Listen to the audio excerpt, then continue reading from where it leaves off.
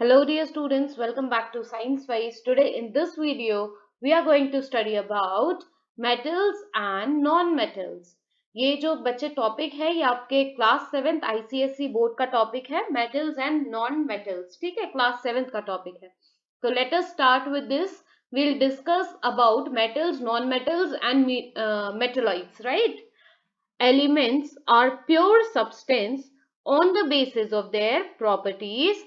Elements क्या होते हैं बच्चे? एलिमेंट्स जो होते हैं वो प्योर सब्सटेंस होते हैं और उनकी प्रॉपर्टी के बेस पर हमने इनको क्लासिफाई किया हुआ है metals, non metals and metalloids and noble gas. Noble gas को हम क्या बोलते हैं? इनर्ट गैसेस भी बोलते हैं. ठीक है, तो इन बेसिस पे हमने प्रॉपर्टी के बेसिस पे हमने इनको कैटेगराइज कर दिया है मेटल्स, नॉन मेटल्स, मेटलॉइड्स और नोबल गैसेस में, right? Occurrence of metal and non metals.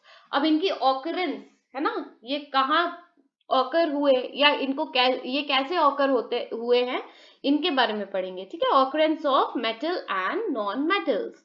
Metals occur in both free and combined state.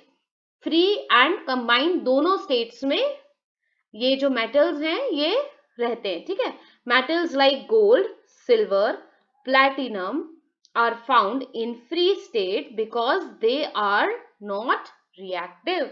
metals जैसे कि आपके गोल्ड हो गया, सिल्वर हो गया, प्लैटिनम हो गया, ये कैसी स्टेट में होते हैं? ये फ्री स्टेट में होते हैं क्योंकि ये रिएक्टिव नहीं होते हैं. ठीक है, और metals like sodium, potassium, iron, ये कैसी स्टेट में होते हैं बच्चे? ये कंबाइंड स्टेट में होते हैं. क्योंकि कंबाइंड स्टेट में इसलिए होते हैं क्योंकि इनके साथ कौन होती है? इम्प्योरिटीज होती है. ठीक है, इसलिए इसको कंबाइंड स्टेट में ये आते हैं. फिर आगे आपके मिनरल्स जो वर्ड है वो हम किस लिए यूज कर रहे हैं? Minerals are the compound of various metal found in nature with their earthly impurities. ठीक है, मिनरल्स क्या हुए? मिनरल्स जो हैं वो कंपाउंड है किसके? वेरियस मेटल्स के, जो कि नेचर में प्रेजेंट होते हैं और जो अर्थली इम्प्योरिटीज हैं उनके साथ होते हैं. ठीक है, ओर्स नेचुरली ऑकर, मतलब ओर्स जो हैं वो नेचुरली ऑकरिंग मिनरल्स हैं. ठीक है, ores are naturally occurring minerals from which metals can be extracted profitably and easily. ठीक है बच्चे, इतना तो आपको समझ आया होगा ना. नाउ फॉर एग्जाम्पल, यहाँ पे एक टेबल दिया हुआ है और यहाँ पे मेटल लिख दिए हैं, उनके ओर के नाम लिख दिए हुए हैं. ठीक है, और फिर उनके केमिकल नेम्स हैं और फॉर्मूला है. ठीक है, मैं आपको पहले एक एक करके इसको पढ़ के बताती हूँ और समझा भी दूंगी. ठीक है, तो जिंक जो है उसके ओर का नाम क्या होता है? Zinc blende. और केमिकल नेम हो गया जिंक सल्फाइड और फॉर्मूला हो गया ZnS. ठीक है, जिंक सल्फाइड का फॉर्मूला है ये. एल्यूमिनियम, एल्यूमिनियम का और कौन होता है? बॉक्साइट. और जो इसका केमिकल नेम है वो क्या हो गया? हाइड्रेटेड एल्यूमिनियम ऑक्साइड, जिसका फॉर्मूला होता है Al2O3.2H2O. आयरन, आयरन जो है उसका हो गया हेमेटाइट आयरन 3 ऑक्साइड, जो है इसका केमिकल नेम हो गया, और Fe2O3 जो है इसका फॉर्मूला हो गया. ठीक है, अब यहाँ पे फोटो दे दी है जिंक के ओर की, है ना. यहाँ पे आप फोटो देख लीजिए, ये किसकी फोटो है? जिंक के ओर की फोटो है.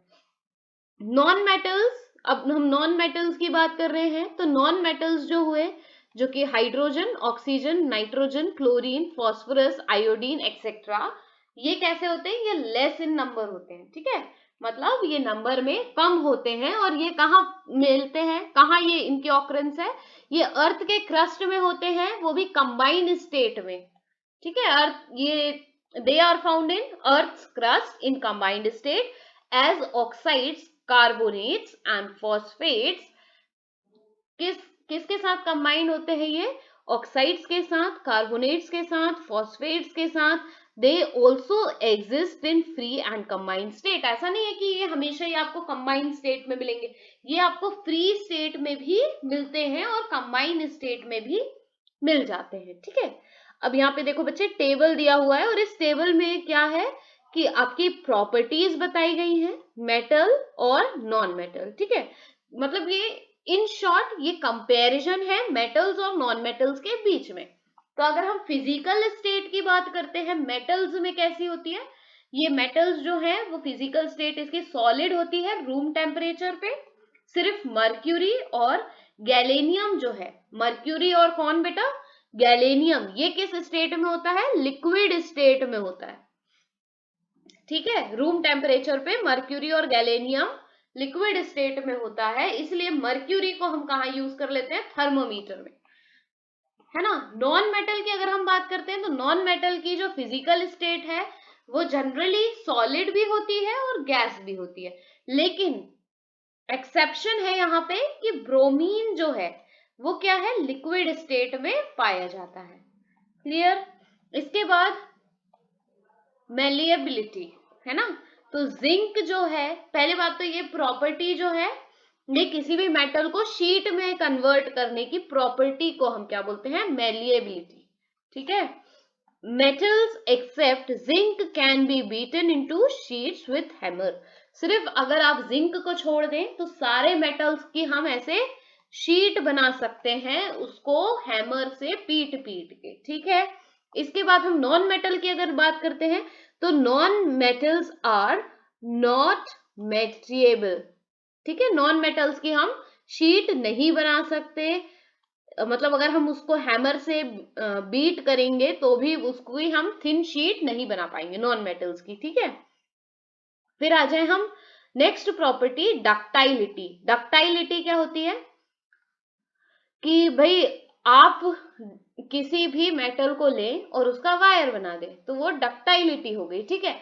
तो metals are ductile that they can be drawn into wires, और एक्सेप्शन यहां भी है कि जिंक और मर्क्यूरी जो है उनके वायर हम नहीं बना सकते। नॉन मेटल्स की अगर हम बात करते हैं तो non metals are non ductile. Non metals कैसे होते हैं, नॉन डक्टाइल होते हैं, ठीक है। लस्टर, लस्टर क्या होता है, एक शाइन होती है, ठीक है। तो मेटल्स में अगर हम बात करते हैं तो मेटल्स जितने भी हैं उनकी अपनी एक शाइन होती है। आप गोल्ड को देख लो, उसकी शाइन है, सिल्वर की शाइन है, कॉपर की शाइन है, ठीक है। तो मेटल में एक शाइन होती ही है। सिर्फ सोडियम और पोटेशियम ऐसे मेटल्स हैं जिनकी कोई शाइन नहीं होती है, ठीक है। मेटल्स आर लस्ट्रस और shiny and show brightness on exposure to light, लेकिन यहां भी एक्सेप्शन ये है कि सोडियम और पोटेशियम शाइन नहीं करते। Non metals are non lustrous. Non metals कैसे होते हैं, उनमें कोई लस्टर नहीं होता है। सिर्फ आयोडीन और ग्रेफाइड ऐसे नॉन मेटल्स हैं जिसमें शाइनिंग होती है, ठीक है। ग्रेफाइड आप देखेंगे वो भी शाइन करता है और आयोडीन भी शाइन करता है। नेक्स्ट प्रॉपर्टी आपके पास है हार्डनेस। हार्डनेस हम सबको पता है हार्डनेस क्या होती है, ये बताने की, एक्सप्लेन करने की तो मुझे जरूरत ही नहीं है हार्डनेस क्या है ना। तो मेटल्स कैसे होते हैं, हार्ड होते हैं, और नॉन मेटल्स जनरली सॉफ्ट होते हैं। लेकिन अगर हम सोडियम की बात करें तो यहाँ पे सोडियम जो है वो एक्सेप्शन है, क्योंकि सोडियम जो है वो सॉफ्ट मेटल है और सोडियम को हम चाकू से काट सकते हैं, ठीक है। और नॉन मेटल की अगर बात करते हैं तो ये जनरली कैसे होते हैं, सॉफ्ट होते हैं, पर इसमें भी एक्सेप्शन है कि जो हमारा डायमंड है वो क्या है, हार्डेस्ट नेचुरल सब्सटेंस है। डायमंड इतना हार्ड है कि हम उस पे, मतलब हम उस पे हैमर भी करें तो भी वो नहीं टूटेगा, ठीक है। कंडक्टिविटी, नेक्स्ट प्रॉपर्टी है कंडक्टिविटी। कंडक्टिविटी को आप सिंपली ये समझिए कि कंडक्शन करवाना, इलेक्ट्रिसिटी का कंडक्शन करवाना, ठीक है, इलेक्ट्रिसिटी को फ्लो करवाना। तो ये प्रॉपर्टी जो है ये हमारी मेटल्स में मिलेगी। Metals are good conductors of heat and electricity. और टंगस्टन को अगर हम छोड़ दें तो बाकी सारे जो मेटल्स हैं वो कंडक्टर्स होते ही हैं। यहाँ पे नॉन मेटल्स की अगर हम बात करते हैं तो नॉन मेटल्स जो हैं वो क्या है, हीट और इलेक्ट्रिसिटी को नहीं कंडक्ट करते क्योंकि ये नॉन कंडक्टर्स हैं। और एक्सेप्शन यहाँ भी है कि ग्रेफाइट जो है वो क्या है, गुड कंडक्टर है। हालांकि ये नॉन मेटल है ग्रेफाइट, पर फिर भी इलेक्ट्रिसिटी को कंडक्ट करता है। Clear. sonority. Metals are sonars that they produce a characteristic sound when stuck with an object. जो metals हैं वो आवाज प्रोड्यूस करते ही हैं. सिर्फ मर्क्यूरी ऐसा मेटल है जो कोई भी साउंड प्रोड्यूस नहीं करेगा जब उसको किसी ऑब्जेक्ट के साथ हम बैंग करवाएंगे. तो नॉन मेटल्स के साथ ऐसा कुछ नहीं होता, नॉन सोनारस होते हैं ये.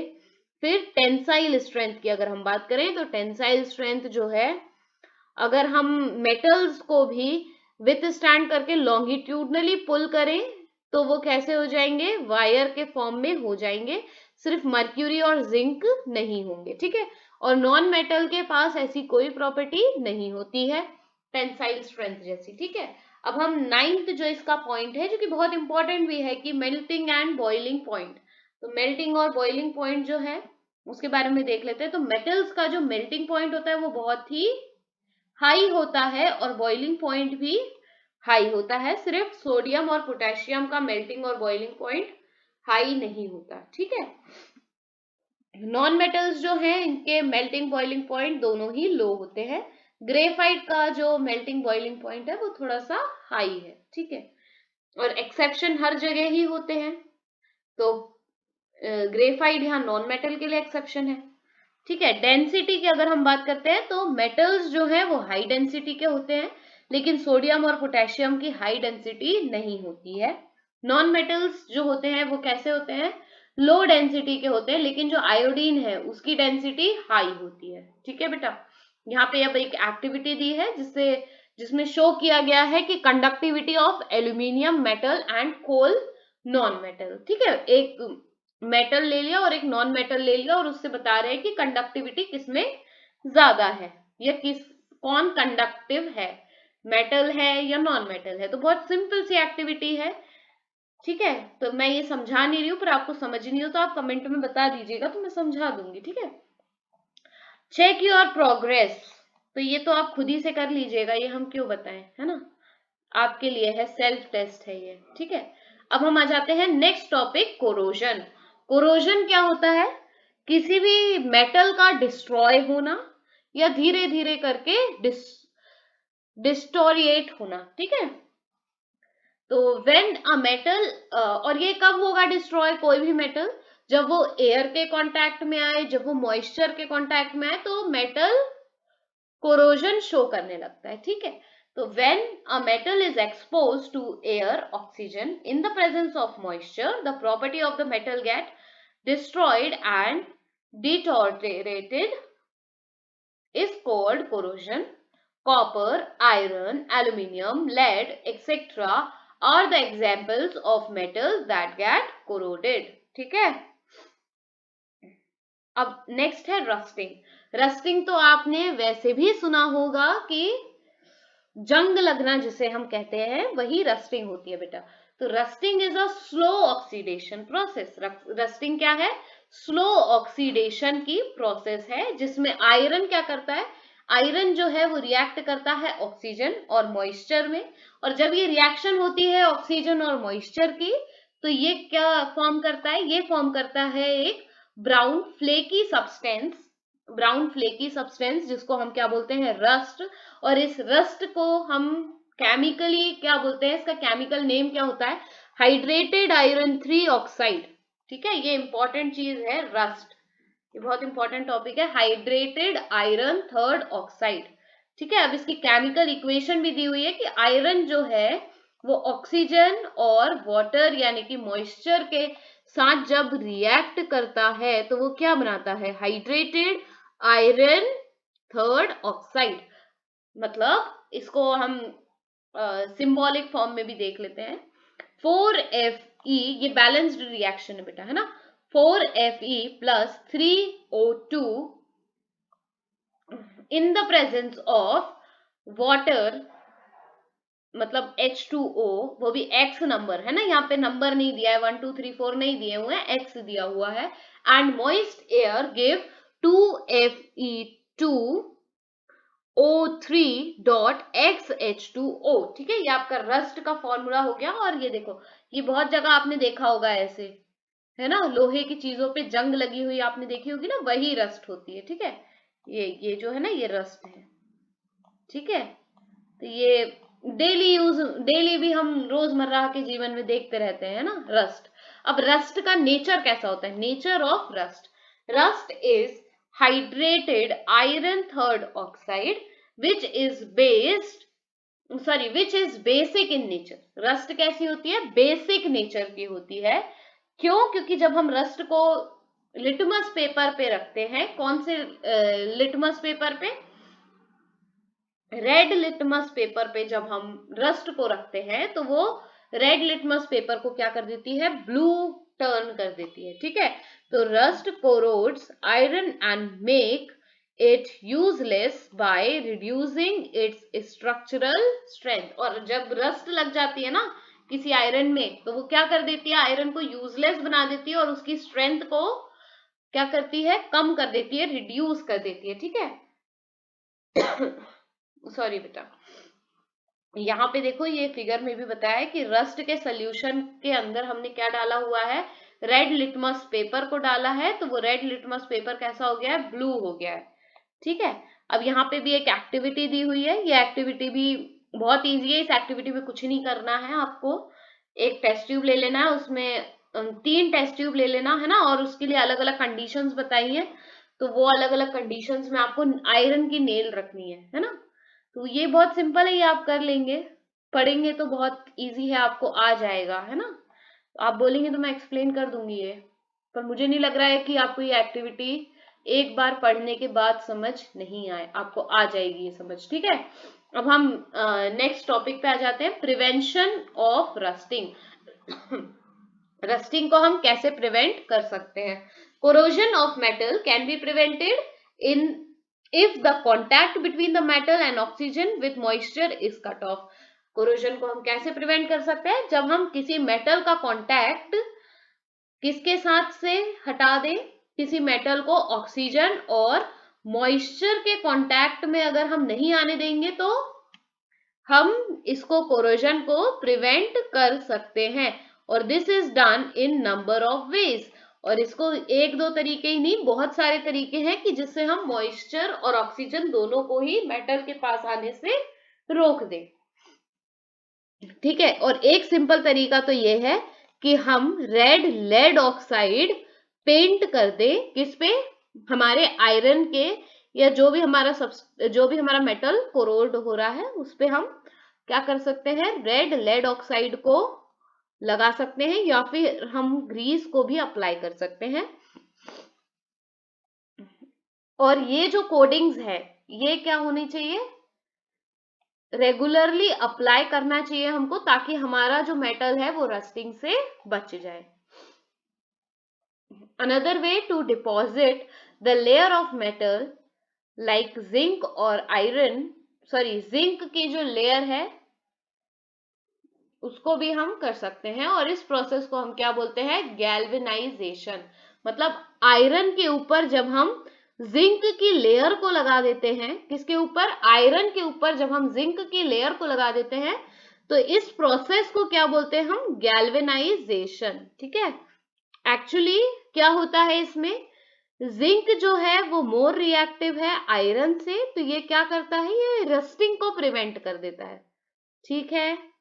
जिंक क्या है? जिंक थोड़ा सा ज्यादा रिएक्टिव है आयरन से, इसलिए ये क्या करता है? रस्टिंग को प्रिवेंट कर देता है। और दूसरी बात, जो हम आयरन पाइप्स लगाते हैं अपने घरों में, जो पानी को कैरी करता है, वो क्या होते हैं? गैल्वेनाइज्ड होते हैं, ठीक है। वो पहले से ही गैल्वेनाइज्ड आते हैं। कौन से पाइप? आयरन के जो पाइप्स आते हैं ना, जो हम घर में लगाते हैं पानी कैरी करवाने के लिए, पानी को इधर से उधर ट्रांसफर करने के लिए, तो वो सारे गैल्वेनाइज आते हैं। फिर नेक्स्ट है आपका जो मेथड है उसे बोलते हैं क्रोम प्लेटिंग। क्रोम प्लेटिंग क्या होता है? ये प्रोटेक्ट करता है किसको? आयरन ऑब्जेक्ट को, जैसे कि आपकी स्पून हो गई, टैप हो गए, सैनिटरी फिटिंग्स हो गई। सैनिटरी फिटिंग्स मींस जो आपके बाथरूम में लगने वाली नल वगैरह है, शावर जो है, इन पे रस्ट ना लगे, इसलिए हम क्या करते हैं? क्रोमियम मेटल की जो एक लेयर है वो आयरन के ऑब्जेक्ट पे चढ़ा देते हैं, ठीक है। नेक्स्ट आपकी हो गई टिन प्लेटिंग। टिन प्लेटिंग ऐसी मेथड है कि हम थिन लेयर ऑफ टिन को क्या करते हैं? आयरन आयरन की शीट पे हम लगा देते हैं, ठीक है, thin layer of tin on the iron sheet. Tin is rust resistance, tin पे रस्ट नहीं लगती है, और ये जो है ये नॉन टॉक्सिक मेटल होता है। टिन जो है ना आपका नॉन टॉक्सिक मेटल होता है, और इसको जो है हम पैकिंग बॉक्सेस में यूज करते हैं, जैसे कि मीट का या बेवरेज का या फिर वेजिटेबल की हमको पैकिंग करनी है, तो इस टाइप के बॉक्सेस में हम टिन को ज्यादा यूज करते हैं। टिन जो है उसको हम गैल्वेनाइजेशन के लिए भी यूज कर लेते हैं, ठीक है। अगर कोई इडेबल पर्पस के लिए जो फूड वगैरह हम जो फूड एसिड में एसिड डिसॉल्व कर लेते हैं ना, उसके लिए भी ये रहता है। इसका मतलब मैं आपको बताती हूँ, tin is preferred to galvanize for articles use for eatable purpose because food acid dissolve zinc forming poisonous compound. हम अच्छा फूड जो ईटेबल पर्पस के लिए हम फूड वगैरह को पैक करने के लिए इसको यूज करते हैं, क्योंकि जिंक के साथ अगर हम गैल्वेनाइजेशन करेंगे ना, तो जिंक के साथ फूड जो है वो क्या फॉर्म करेगा, पॉइजनस कंपाउंड फॉर्म करेगा, वो हमको कहीं ना कहीं इफेक्ट कर जाएगा। इसलिए हम क्या करते हैं बेटा, जिंक की जगह ईडेबल्स के लिए हम टिन की पैकिंग को ज्यादा प्रेफर करते हैं, ठीक है। फिर नेक्स्ट जो मिक्सचर ऑफ आयरन और स्टील होते हैं विथ सिलिकेट्स, उसको हम क्या बोलते हैं, इनेमल, और ये इनेमलिंग, ठीक है, इनेमलिंग प्रोसेस हो गई, is done to coat cooking appliances and refrigerator to prevent rusting. फिर आ जाए हम यहाँ पे next, use of common metal. Common metal का हम यूज कहाँ कहाँ करते हैं, ठीक है। तो पहला आपका सबसे कॉमन मेटल हो गया एल्यूमिनियम। एल्यूमिनियम यूटेंसिल्स बनाने के लिए हम इसको यूज करते हैं, क्योंकि एल्यूमिनियम जो है वो क्या है, गुड कंडक्टर ऑफ हीट है, मतलब जल्दी से ये हीट अप हो जाता है। फिर पेंट्स, पेंट्स में भी हम एल्यूमिनियम के पाउडर को यूज करते हैं, ठीक है। फिर क्योंकि एल्यूमिनियम क्या है, एंटी कोरोसिव इन नेचर है। फिर पैकिंग पर्पस के लिए भी हम क्या यूज करते हैं, एल्यूमिनियम को यूज कर लेते हैं, क्योंकि ये लाइट होता है और इसकी शाइनी अपीयरेंस होती है। इलेक्ट्रिकल केबल्स के लिए भी हम एल्यूमिनियम को यूज कर लेते हैं, क्योंकि ये गुड कंडक्टर ऑफ इलेक्ट्रिसिटी है। और हाई वोल्टेज की इलेक्ट्रिक ट्रांसमिशन वायर्स बनाई जाती है इससे, एल्यूमिनियम से, ठीक है। और एग्जाम्पल देख लीजिए आप, यूटेंसिल्स का एग्जाम्पल हो गया ये कुकर, पेंट, एल्यूमिनियम फॉइल, फिर एल्यूमिनियम केबल्स। जिंक जो है गैल्वेनाइजिंग के लिए यूज होती है, क्योंकि जब हम मेटल आयरन को जब हम इससे कोट कर देते हैं तो ये रस्टिंग से प्रोटेक्टेड हो जाता है। ड्राई सेल, ड्राई सेल जो है वो भी जिंक की बनी हुई है, ये देखो ड्राई सेल हो गई है ना, ये जिंक की बनी हुई है। और जिंक जो है वो ड्राई सेल में नेगेटिव इलेक्ट्रोड के जैसा वर्क करता है। आयरन, आयरन क्या हो गया, आयरन से हमने क्या बनाते हैं, ब्रिज बनाते हैं, ड्रेन पाइप्स बनाते हैं, टैंक्स बनाते हैं, ऑटोमोबाइल के टूल्स बनाते हैं। ये सारी चीजें किससे बनती है, आपकी आयरन से। टूल्स हो गए, टैंक्स हो गए, ऑटोमोबाइल्स हो गए, है ना। नेक्स्ट मेटल आपकी कौन सी हो गई, कॉपर। कॉपर से हम क्या करते हैं, कॉपर जो है वो इलेक्ट्रिक केबल्स बनाने के काम आता है। Copper is used as a thin wire because it is good conductor of electricity, क्योंकि ये गुड कंडक्टर ऑफ इलेक्ट्रिसिटी है, इसलिए इससे क्या बनते हैं, कॉपर वायर, जिसको हम इलेक्ट्रिकल वायर्स भी बोलते हैं, ठीक है। लेड, लेड से क्या बनती है, बुलेट्स, बुलेट्स, ठीक है। Lead is moulded into casting, it is high density, it has high density, ठीक है। Flexible pipes, lead is casted into thin sheet because it is malleable and resistance to corrosion in making of lead storage battery, ठीक है। आपकी lead storage battery भी बनती है, bullet भी बनती है, ठीक है, बुलेट की केस, ठीक है। और फिर हम आ जाते हैं नेक्स्ट, गोल्ड। गोल्ड जो है वो ज्वेलरी बनाने के काम आता है, मम्मी पहनती होगी ना बेटा गोल्ड की ज्वेलरी, वही गोल्ड होता है, ठीक है। Gold is used in making jewellery because it is मतलब it has metallic lustre. Metallic lustre जो है इसका गोल्ड का बहुत सुंदर है ना, इसलिए गोल्ड की ज्वेलरी बनाई जाती है। और गोल्ड कभी भी सड़ता नहीं है, मतलब खराब नहीं होता, कोरोजन शो नहीं करता है। नेक्स्ट आपका आ गया मैग्नीशियम। मैग्नीशियम जो है वो फायर वर्क में यूज होता है। बच्चे जो जितने भी आप फटाके जलाते हो ना, सब में मैग्नीशियम होता है, ठीक है। Magnesium is used in powdered form because it is burn with dazzling light, क्योंकि जब आप मैग्नीशियम को बर्न करते हैं तो वो एक डेजलिंग लाइट के साथ, एक स्पार्कल के साथ बर्न होता है। फिर इसके बाद हम आ जाए फोटोग्राफी पे। It is used in strip for as it produce flash light, ठीक है। फोटोग्राफी की अगर हम बात करते हैं तो ये एक स्ट्रिप के फॉर्म में यूज किया जाता है, क्योंकि ये एक फ्लैशिंग लाइट को देता है, ठीक है। नेक्स्ट हम आ गए हैं uses of non metal in daily life. मतलब इन जो नॉन मेटल्स हैं इनके क्या यूज हैं हमारी डेली लाइफ में, उनको हमको अब पढ़ना है, ठीक है। तो ऑक्सीजन जो है उसका क्या यूज है, वेल्डिंग। नाइट्रोजन जो है उससे हम क्या बनाते हैं, फर्टिलाइजर्स और इलेक्ट्रिक बल्ब। फिर आपका ग्रेफाइट जो हो गया, ठीक है, ग्रेफाइट जो है उससे क्या बनती है, lead pencil, sorry lead pencil, ठीक है। डायमंड, डायमंड जो है उसको टिप ऑफ ड्रिल्स, ड्रिल की टिप पे इसको रखा जाता है डायमंड को। सल्फर, अच्छा डायमंड से ना ग्लास भी काटे जाते हैं, ठीक है, तो ये बात भी ध्यान रखना। फिर आपका नेक्स्ट क्या है, नेक्स्ट है आपका सल्फर। सल्फर जो है वो कहाँ यूज होगा, आपकी रबर इंडस्ट्रीज में, ठीक है। सल्फर का यूज कहाँ होता है बेटा, रबर इंडस्ट्री में। फॉस्फोरस जो है वो माचिस बनाने के काम आता है, ठीक है। फॉस्फोरस जो है वो माचिस जो आप घर में जलाते हैं ना, सेफ्टी मैच स्टिक्स, उनको बनाने के काम आता है। फिर आयोडीन जो है वो आयोडाइज्ड सॉल्ट बनाने के काम आता है, ठीक है। और आयोडीन वाला नमक आजकल हम खाते भी हैं, तो वही चीज है ये, तो हमारी डेली लाइफ में यूज होता है ना ये। चलो फिर नेक्स्ट टॉपिक हमारा क्या है बेटा आज का, मेटेलॉइड। मेटेलॉइड क्या होते हैं, मेटेलॉइड ऐसे केमिकल एलिमेंट होते हैं जिनके अंदर मेटल्स और नॉन मेटल्स दोनों की ही प्रॉपर्टी होती है, ठीक है। जैसे कि अब मैं आपको ये पढ़ के भी बता देती हूँ तो आपको ज्यादा अच्छे से समझ आएगा। Metalloids is any chemical element which has the property in between those of metals and non-metals or that has the mixture of them, ठीक है। इतना समझ आया कि दोनों की ही प्रॉपर्टी है, मेटल की और मेटलॉइड्स दोनों की।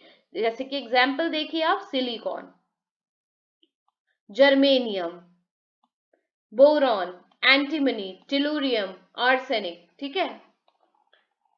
नाम थोड़े से डिफिकल्ट लग रहे होंगे बच्चे, पर एक दो बार आप सुनेंगे ना ये नाम तो आपको थोड़ा याद हो जाएगा।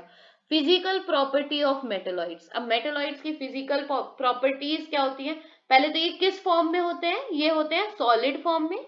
इनका अपीयरेंस कैसा होता है, इनका अपीयरेंस जो है वो लस्ट्रस होता है। इलास्टिसिटी कैसी होती है, ये ब्रिटल होते हैं, ठीक है। फिर इलेक्ट्रिकल कंडक्शन इंटरमीडिएटली गुड, मतलब इंटरमीडिएटली गुड, है ना, बहुत अच्छा भी नहीं और बहुत बेकार भी नहीं। अब यूजेस ऑफ मेटेलॉइड, मेटेलॉइड के क्या क्या यूजेस हैं, ठीक है। तो मेटेलॉइड्स कहाँ यूज होते हैं, सबसे पहली बात तो ये इंडस्ट्री में यूज होते हैं। फिर हमारे हाउस होल्ड में भी, हाउस होल्ड जो हमारे प्रोडक्ट्स होते हैं उनमें यूज होते हैं, रिसर्च में, बायोलॉजिकल प्रोसेस में, है ना, तो मेटेलॉइड्स यहाँ पे यूज होते हैं। फिर हम बात करते हैं बोरॉन। फर्स्ट मेटेलॉइड है हमारे पास बोरॉन। तो बोरॉन जो है उसको कहाँ यूज किया जाता है, in the production of borosilicate glass which are used in manufacturing test tube और बीकर और फ्लास्क, ठीक है। ये आपके ग्लास अपैरेटस हैं बेटा। आपके स्कूल में अगर केमिस्ट्री लैब है तो आप वहां पे जाके देखिएगा, ये सारे जो अपैरेटस होते हैं ना, यहाँ पे ऐसे लिखा हुआ होता है बोरोसिलिकेट। तो ये जो बोरोसिलिकेट लिखा हुआ होता है, तो इसका प्रोडक्शन के लिए कौन सा मेटालॉइड रिस्पॉन्सिबल है? बोरॉन, ठीक है। तो ये आपके बोरोसिलिकेट ग्लास अपैरेटस हो गए, ठीक है। फिर न्यूक्लियर रिएक्टर्स में भी हम किसका यूज करते हैं? बोरॉन का यूज करते हैं। ये न्यूक्लियर रिएक्टर हो गया, ठीक है। यहाँ पे बोरॉन कंट्रोल रॉड होती है, तो बोरॉन की कंट्रोल रॉड्स होती है कि कहाँ पे? न्यूक्लियर रिएक्टर में। फिर इसके बाद फायर रिटार्डेंट और इंसेक्टिसाइड्स में भी हम बोरॉन का यूज करते हैं। नेक्स्ट हमारे पास कौन हो गया? सिलिकॉन। सिलिकॉन जो है वो क्या है? सेमीकंडक्टर है in many electronic device like computer, transistor, solar cell, LCD screens, ठीक है। फिर नेक्स्ट जो सिलिकॉन का यूज है ये क्या है? Explosive and firework. एक्सप्लोजन या एक्सप्लोजिव और फायरवर्क्स में भी हम सिलिकॉन का यूज करते हैं, ठीक है। और जो हमारी पॉटरी मेकिंग या इनेमल बनाने के लिए भी हम किसका यूज करेंगे? सिलिकॉन का ही यूज करेंगे। फिर high temperature waxes and grease, मतलब हाई टेम्परेचर पे जो वैक्सेस और ग्रीस बनती है उसमें भी सिलिकॉन का यूज होता है। फिर सिलिकॉन जेल, ये आपने देखे होंगे, छोटे छोटे से वाइट पैकेट आते हैं सिलिकॉन जेल के, है ना। कभी कभी ये बॉटल वगैरह में भी होते हैं, कभी कभी शूज में होते हैं, लेदर के पर्सेस में भी आते हैं सिलिकॉन जेल, है ना। पैकेट आता है व्हाइट कलर का छोटा सा, जब आप कोई नया पर्स खरीदते हैं ना लेदर का, उसके साथ आता है। ये क्यों होता है? क्योंकि ये सिलिकॉन जेल क्या करते हैं? ये मॉइस्चर को एब्जॉर्ब कर लेते हैं, है ना। और and applied to burn patients, और जो पेशेंट जो जल जाते हैं ना उनको भी सिलिकॉन जेल लगाते हैं। फिर कहाँ कहाँ होते हैं ये? सोलर सेल, कंप्यूटर, ट्रांजिस्टर में होते हैं, ठीक है, सिलिकॉन। फिर आगे आपका थर्ड जर्मेनियम। जर्मेनियम कहाँ कहाँ होता है बेटा? सोलर पैनल में होता है, कैलकुलेटर में होता है और कैमरा के लेंस में होता है। क्या होता है? जर्मेनियम। जर्मेनियम जो है आपका वो क्या करता है? जर्मेनियम क्या करता है? कैमरा का जो एंगल होता है ना उसको लार्ज कर देता है, और माइक्रोस्कोप लेंस में भी इसका यूज होता है। कंप्यूटर का जो कैलकुलेटर होता है ना, कंप्यूटर हो गया, कैलकुलेटर्स हो गए, ट्रांजिस्टर हो गए, सोलर सेल हो गए, इसमें भी इसका यूज किया जाता है। फिर जो आपके फाइबर ऑप्टिकल्स हो गए उसमें भी, सेल फोन्स और सेमी कंडक्टर्स में भी, है ना। आर्सेनिक, आर्सेनिक का यूज कहाँ करते हैं हम? कार की बैटरी में। तो आर्सेनिक क्या करता है? प्रिजर्विंग वुड, और जो वुड को हम प्रिजर्व करते हैं ना, तो ये वेरियस बैक्टीरिया, फंगस, मतलब फंगी और इंसेक्टिसाइड्स, ठीक है, इनको सबको दूर रखता है। किससे? Would say. फिर कैंसर के ट्रीटमेंट में भी आर्सेनिक का यूज किया जाता है। किसी एलॉय की हमको स्ट्रेंथ बढ़ानी है, जैसे कि आपका एलॉय ऑफ कॉपर हो गया और लेड हो गया, इसकी स्ट्रेंथ अगर हमको बढ़ानी है तो ये आर्सेनिक का हम यूज करते हैं, जो कि आपकी कार की बैटरी में यूज होता है।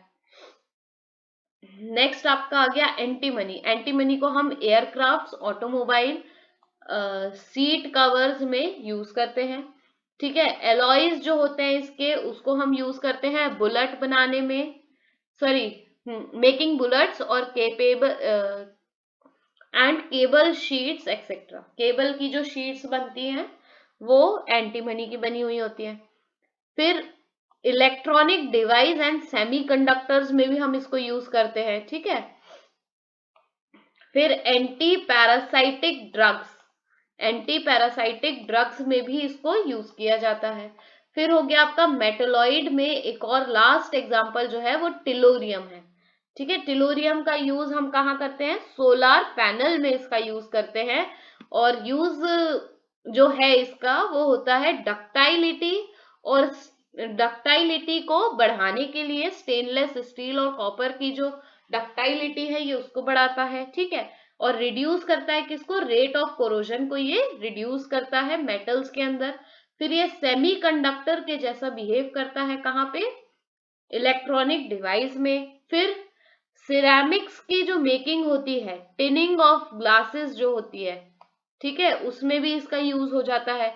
Very effective in solar panel as well as in semi conductors. अब ये चेक योर प्रोग्रेस जो है, ये आपका सेल्फ टेस्ट है ना, तो इसको आप खुद ही कर लीजिएगा और देखिएगा कि आपसे सेल्फ टेस्ट अब इसको समझने के बाद बन रहा है कि नहीं, है ना। Hope so you have learned many things from this chapter video. So for all such videos, just stay connected to ScienceWise, and thank you dear students. Stay connected to ScienceWise. Thank you.